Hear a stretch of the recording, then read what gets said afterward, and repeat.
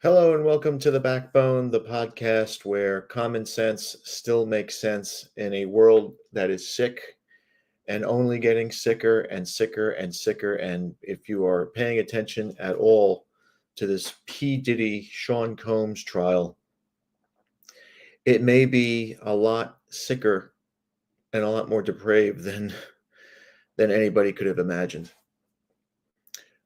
This today was day three upon the recording of this podcast. And I haven't heard the details of day three, but from the details that I've heard of day one and day two, how anyone, how anyone could have spent money on this P Diddy guy, buying his records or going to his shows or his clothes. I mean, you must be sick to your stomach. This dude is out of his goddamn bejesus mind.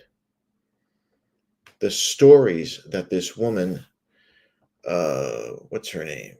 Cassie Ventura, right? Is that her name? Cassie Ventura? Something Ventura. Doesn't really matter. She took the stand yesterday, and this article is from the New York Post for informational purposes only. And she took the stand yesterday, confirming what we've been hearing over the last 2 days. Supposedly now, allegedly, let's say, she was part of these things called freak-offs. They're basically orgies where she was subject to group sex. She was urinated on. She had urine shot in her mouth. She was having sex with 3, 4, 5 different men at a time for 3 or 4 days at a time, to the point where she said she was exhausted. I mean, how can you blame a girl? And supposedly, this Sean Combs, this P. Diddy guy, was sitting in a corner, playing with his pencil and basically enjoying it. Now, I've told you before, this whole hip hop culture thing, to me, is a massive gay cabal. All these guys have proven that this whole gangster stuff is all nonsense. None of these guys are gangsters. They're homos. They're homosexuals.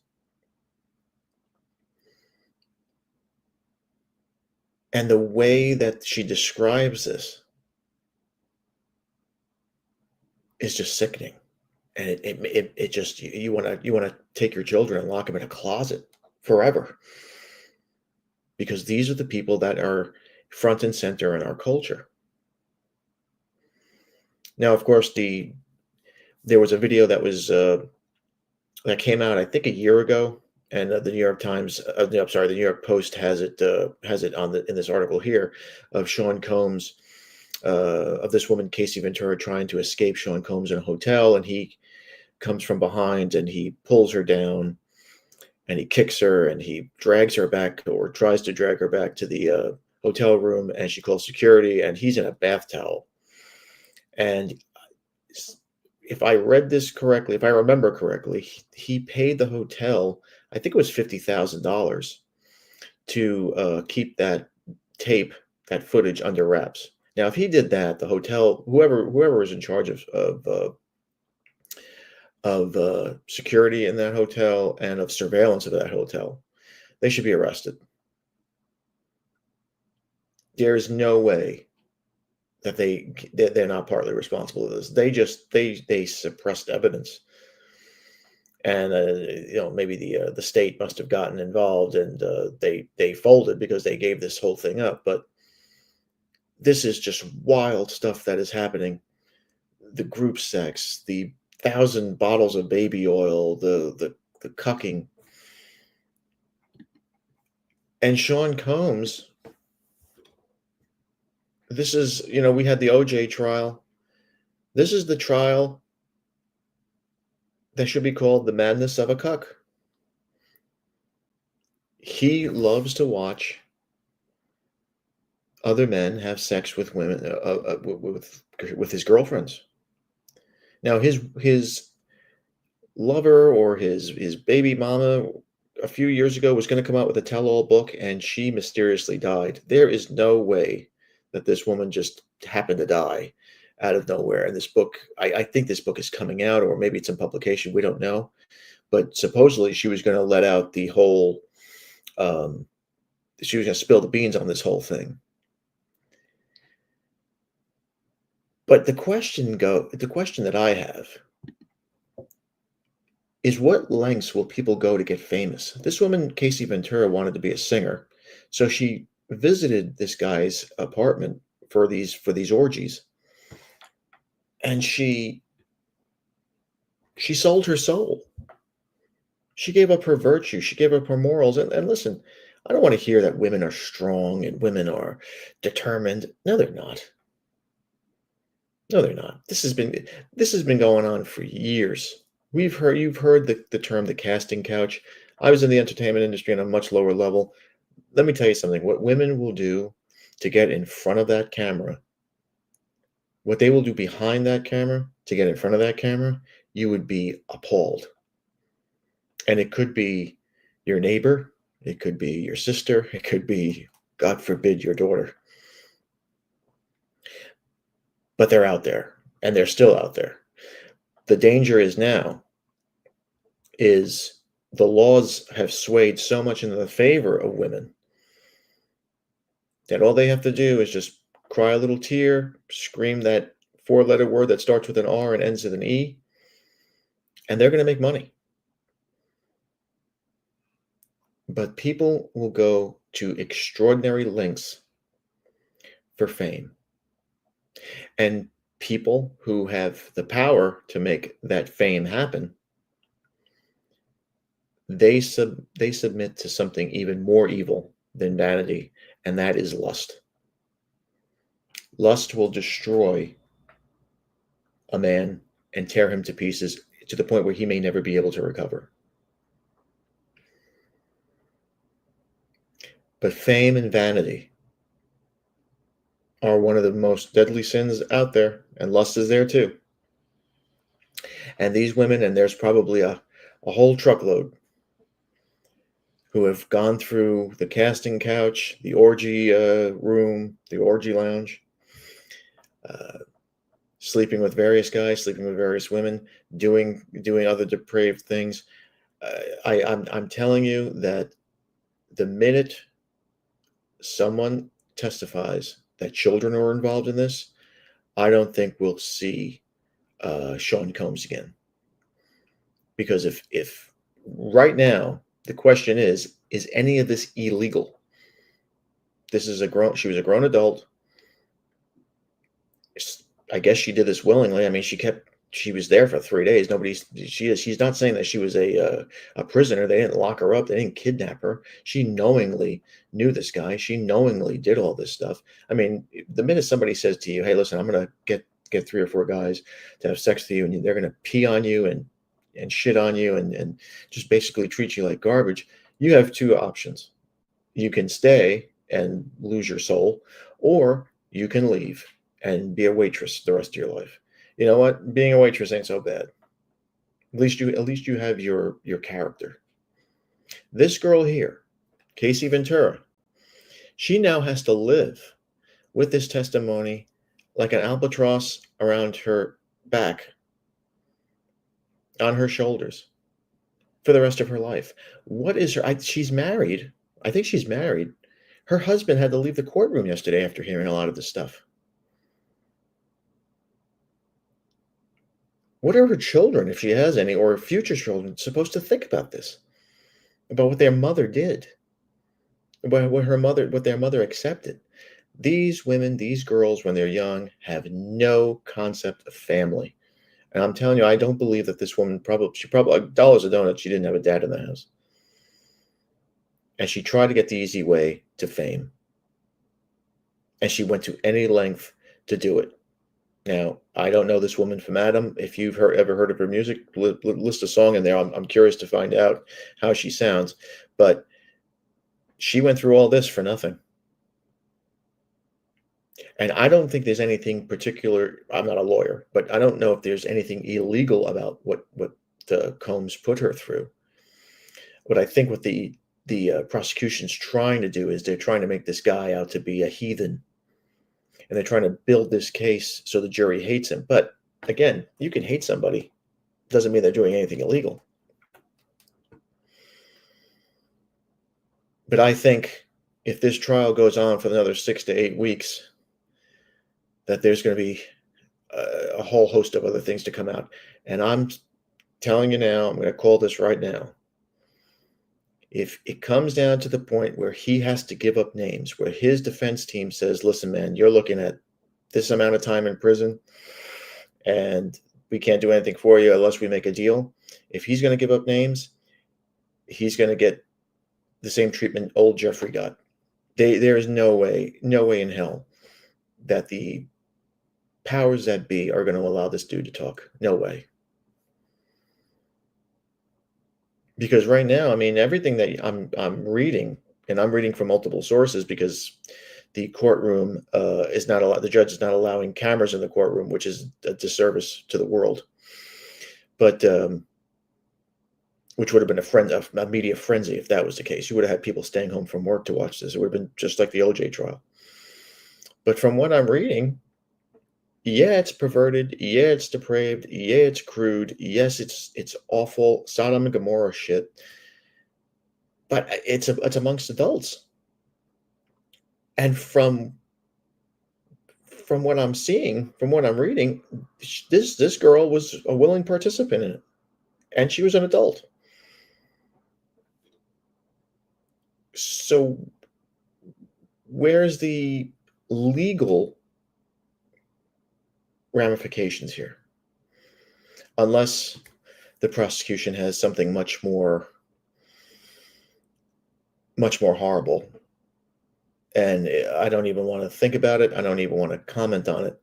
But if what I think might be coming out later on does come out, then there has to be names. Then the names have to come out. And when there's smoke, where there's smoke, there's fire. And I'm telling you that the people who were involved in these freak-offs were probably the same people that were involved with Mr. Epstein, and they're probably shaking in their boots. A lot of people are shitting a brick right now because this is getting ugly. And a lot of this stuff is starting to swirl around people who don't want this, who have supposedly squeaky clean images. No one now in Hollywood has a squeaky clean image. No one in the music industry does. No one in television does. No one in movies does. This is an absolute disaster. And all it's going to take is for one person to have some sort of hard evidence, a picture, a video, something of an underage person involved in these things, and then it's over. I cannot see the American public condoning this. But then again, we're a society that's almost lost. I mean, I always say this is a world. It's a world that's sick and getting sicker. I may be downplaying it. I may not know what I'm talking about. Maybe I'm naive. Maybe I don't know how sick this is.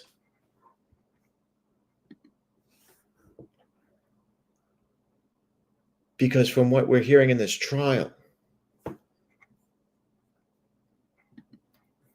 what we're hearing in this trial, let's read some of the stuff here.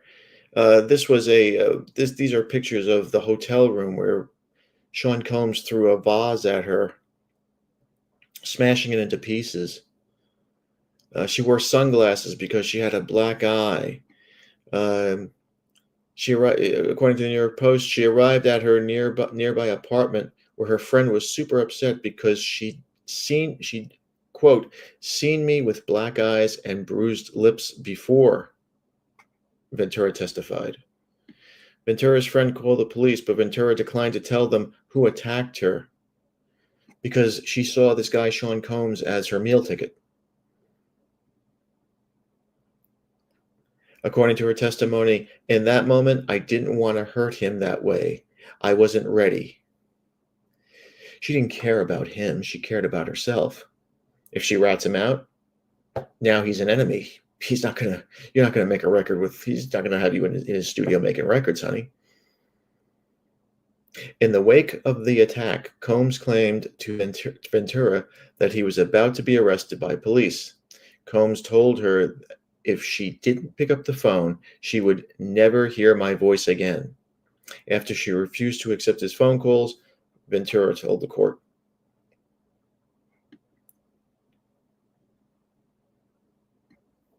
The hotel security guard testified earlier that when he arrived upstairs from the after the attack, he saw the damage and told Combs he would have to pay for it. That's all they care about in this with these hotels.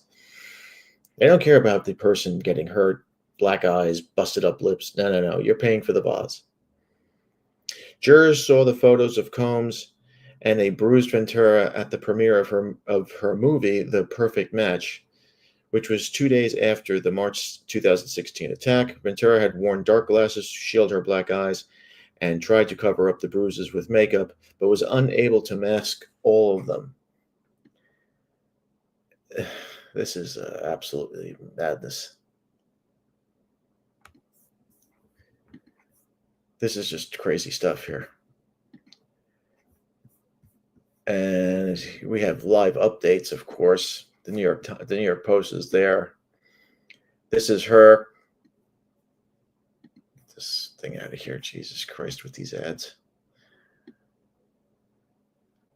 Again, according to the New York Post, Casey Ventura had been grilled by her ex-boyfriend Sean Combs' lawyer in his federal sex trafficking trial in Manhattan on Thursday.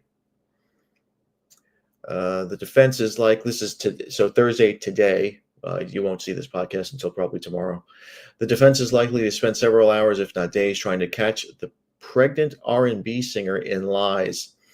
They attacked her character and poked holes in her story. Combs, 55, has pleaded not guilty to 1 count of racketeering conspiracy, 2 counts of sex trafficking by force, fraud, or coercion, and 2 counts of transportation and engaging in prostitution.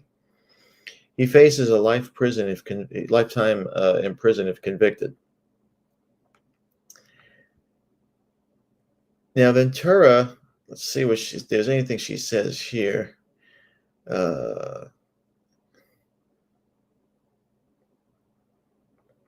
It doesn't seem taking planning. Okay. All right. So there are messages between Casey Ventura and Sean Diddy Combs appeared to show that the R&B singer taking the lead in planning the freak off at the hotel where the fallen music mogul infamously beat her up. You're suggesting you're doing a freak off at the hotel? Combs' lawyer asked Ventura. I didn't say it here, Ventura explained before saying yes. So she was involved in this. She was okay with this. I mean, how do you justify this girl? She's a terrible witness. This is all arranged for the freak off that's about to happen in the Intercontinental, and we've all seen the effects of it, Estavo said, who's, I guess, is her lawyer, Combs' lawyer. Yep, Ventura responded. The Bad Boy record founder was captured was captured on a disturbing video footage, kicking and dragging Ventura at the Intercontinental at Central City in Central City, Los Angeles, on March 4th, 2016. So in her testimony, she basically admits that she planned these things, or she helped plan these things. She was in on it. It wasn't like he forced her. And she was a willing participant. Now, is Sean Combs going to go to jail for this particular thing? No, probably not. It's the other things. It's the human trafficking. It's the extortion. It's the racketeering. It's all this other stuff. Now, if you're a mobster, you're thinking, well, if he has extortion, coercion, trafficking, why isn't he up on a RICO case? Because then he's finished. The RICO cases, it's usually 95% you're going to jail forever. Now, I don't know. I didn't read the article in full from this particular article, but I don't think this is a RICO trial. But this goes to show you, of all these women who go on TV or in movies or radio and they say we work hard and we're strong women and we're independent. No, they're not. The strong woman myth is just that. It's a sick, silly, stupid little myth. And women need to look in the mirror. All these boss bitches need to look in the mirror and say, is all this fame and fortune, the attempt at fame and fortune, worth it? Because this girl here, I'm telling you, if my kids ever told me that they were going to buy a record from her, I'd hit them over the head with a brick. You have to be insane to partake, to put your money in this girl's pocket. Now, can this story get any worse? Oh yeah, and I think it will. There's no way that this is the only case built against Combs. I think this is the hors d'oeuvre. As vile as that sounds, I think this is just the hors d'oeuvre.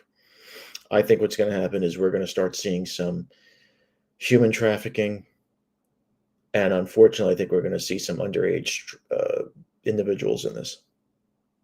But as we said, I don't want to turn this podcast into the Combs trial podcast, but we're going to follow this as much as we can and see where this leads, because this is absolute, utter madness. And it's sickening, it's disturbing. And something has to be done. But how does that involve us? How does that involve our way of thinking? Well, looking at it in the Sean Combs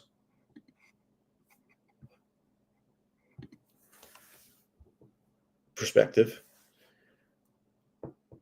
he fell for something called lust, and lust is a disease. And we must recognize the dread of lust.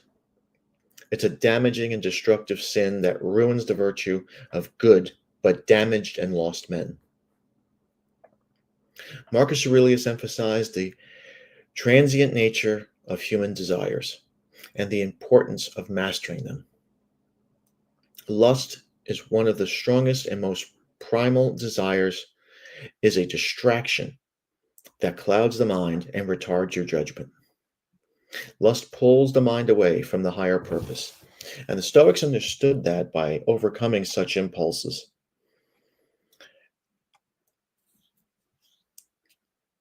And it's required a deeper understanding of the impermanence and a disciplined approach to life.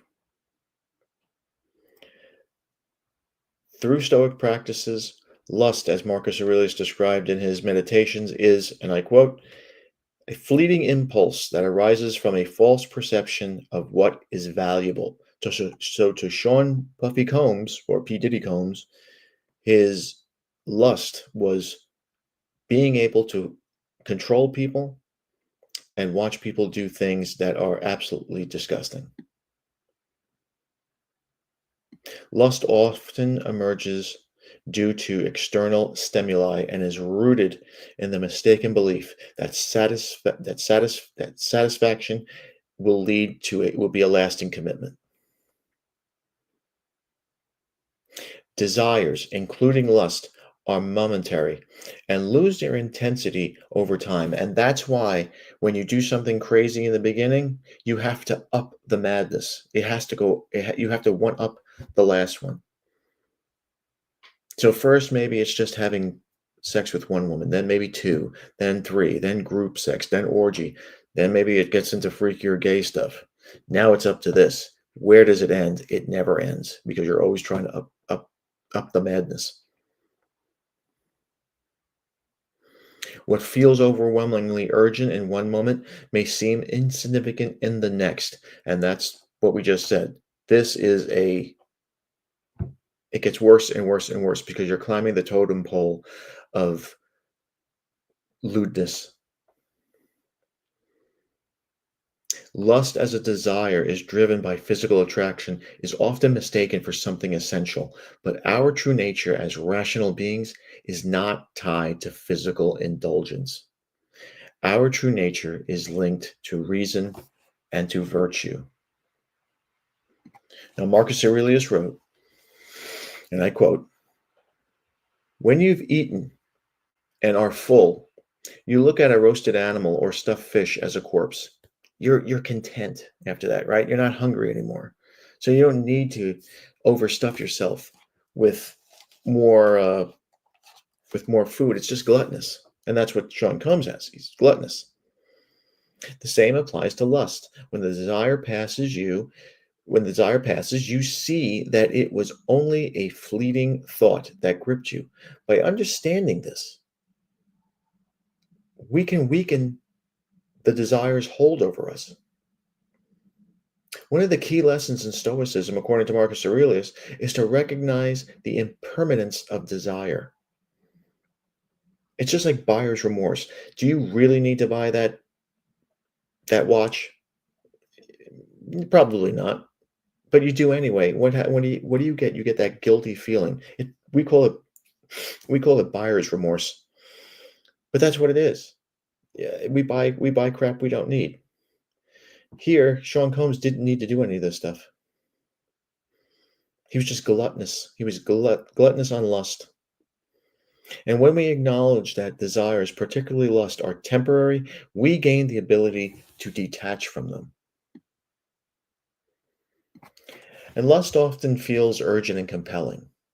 Like it's almost like a drug. You have to have it. But it's helpful to step back and see what lust truly is. It's a fleeting impulse that will soon pass.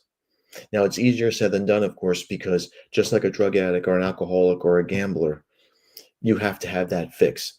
This is the same thing. By diminishing its power, we view things objectively instead of seeing lust through the lens of desire. We should strip away the illusion and observe things as they are. When tempted by physical beauty, we can remind ourselves that it's simply skin, flesh, and bones and nothing more. The practice of seeing things clearly diminishes the allure of desire. Remaining focused requires an understanding that indulging in lust distracts us from our purpose. This is what happens to good men all the time. They get fixated on this hot chick, and instead of keeping up with their purpose, whether it's uh, advancing in school or building a business or trying to have a side hustle, they scrap all of that for that little triangle in her panties, because most men are not in love with women. Most men are in lust with women.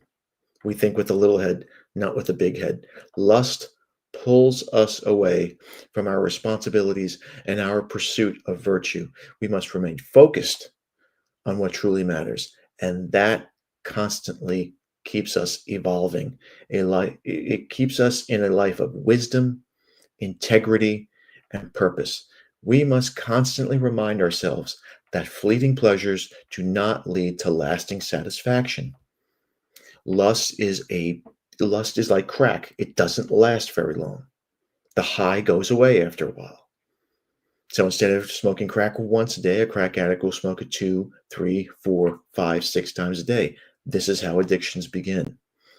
And you could be addicted to lust just as easy. Lust promises the low value man immediate gratification, but in most cases, it can lead to horrible, dangerous decisions and possible addictions. Lust doesn't align with the Stoic goal of living a life of reason and purpose. Awareness of our thoughts and impulses is essential in maintaining control rather than acting on desires. We have to pause and reflect. This gives our rational mind time to evaluate situations, all situations. Sometimes you hear about these guys that work in these schools, and they see a girl who is a student or whatever, and they make one wrong choice. And I'm not condoning what they're doing. I'm not saying that they should know better. If you're a high value man, you know better. But a lot of these men are weak, and they're driven by lust, and lust is from Satan. Lust is from the devil. It carries hell within you. So you have to pause, reflect, and this gives the rational mind time to evaluate. What's this going to lead me to? How am I going to be affected by this? Is this going to advance me in any way? And of course, the answer to all that is stay away, no, run. Because when you pursue lust, you are doomed for failure. This practice of mindfulness helps us avoid impulsive reactions, giving us the space to choose virtuous actions. When we reflecting, right? What do we do when we reflect? We journal, maybe we do a little meditation, even deep breaths. This helps us regain control over our emotions. You know, when they tell you to sit back and count to 10, anytime you feel like hitting somebody or, going after that girl that you don't know, you know, you don't know if she's right around 21 or not. Sit back, count to 10, and trust me, your life will you'll thank yourself later. This redirecting our attention when tempted, encourages us to channel the energy of lust into a more productive and meaningful pursuits. Instead of going after that girl, put your energy into your side business, your schooling, your creating, your development, your purpose. And when you put all those meaningful, productive energies towards that, you have evolved. By focusing our efforts on intellectual, creative, and physical pursuits, not sex. Physical pursuits mean jogging, lifting weights, keeping your body in shape. When we focus on those, when we put those efforts in those pursuits that line up with our values, we build self-mastery and direct our energy in ways that reinforce our growth and our well-being.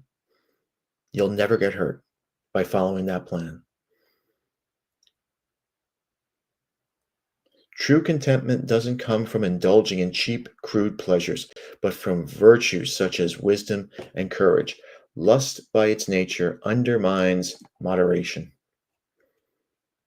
Therefore, to remain focused and resist lust, we must practice productive habits in all areas of our lives. Read more, write more. If you're into drawing or playing music, do practice more. If you're into going to the gym, lifting weights, jogging, run more, lift more, concentrate on your diet more. Marcus Aurelius urges us to strengthen our minds and bodies through the stoic exercise of a negative visualization.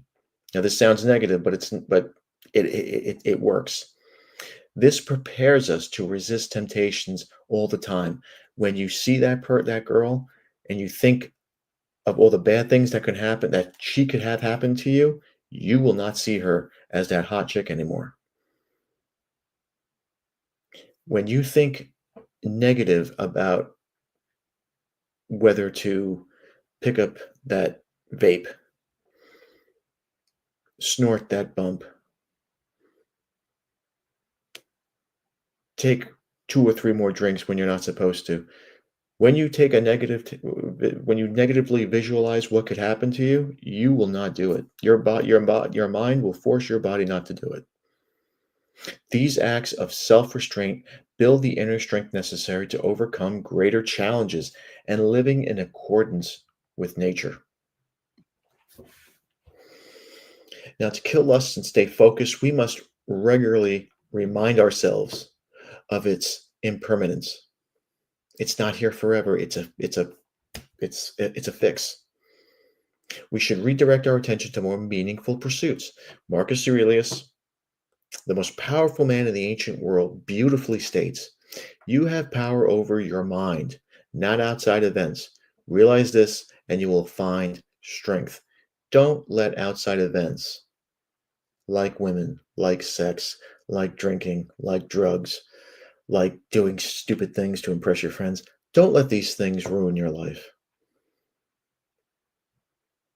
By recognize the fleeting nature of your desires or of our desires, we can free ourselves of the grip of lust. We can grow an inner peace, staying focused on what truly matters in our lives. And what truly matters in our lives, our development, our creating, and our purpose, which ultimately leads to our evolution. And that's the memo. All right, I know I talked a lot tonight, but this thing really inspired me today. And growing up in New York, I could tell you that there were things that I saw, and being in the having the career that I had, I saw a lot of things that I definitely don't want my kids or your kids or any young people to see, because it is a sick, sick, sick world, especially up there. It's Sodom and Gomorrah. But we will save more, hopefully, for tomorrow.